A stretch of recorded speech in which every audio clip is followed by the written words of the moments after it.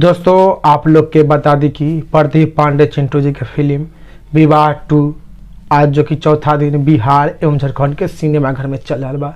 तो विवाह 2 प्रदीप पांडे चिंटू जी की फिल्म तीसरा दिन कितना कमाई के लिए बिहार एवं झारखंड के सिनेमाघर में, जो कि आप लोग के इस वीडियो के माध्यम से बताने जा रहे हैं। तो उससे पहले आप लोग नीचे कमेंट के माध्यम से बताइए कि किन किन दर्शक लोग अभी तक प्रदीप पांडे चिंटू जी के फिल्म विवाह 2 देख ले बानी सिनेमाघर में।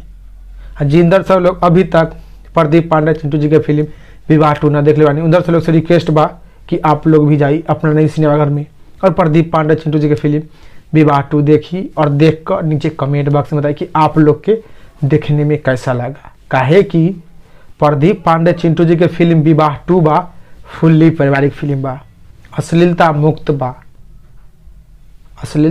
बा, फुल्ली पारिवारिक फिल्म बा प्रदीप पांडे चिंटू जी के फिल्म विवाह 2।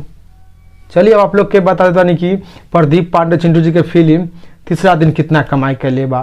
तो प्रदीप पांडे चिंटू जी के फिल्म विवाह 2 तीसरा दिन 4 से 5 लाख रुपया कमाई कर ले बा।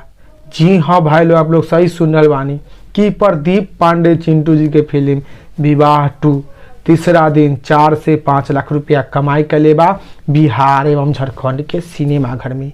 तो आप लोग का एक छोटा सा जानकारी बतावे के रहे। तो आप लोग इसी तरह प्रदीप पांडे चिंटू जी से जुड़ल जानकारी जानना चाहते हैं तो आप लोग हमनी के channel Yadav music hit Bhojpuri news के सब्सक्राइब कर ली और साथ ही साथ वीडियो को भी लाइक कर दी और वीडियो को भी एक शेयर लगा दी। चलिए फिर से मिलते हैं अगले वीडियो में। जय हिंद, जय भोजपुरी।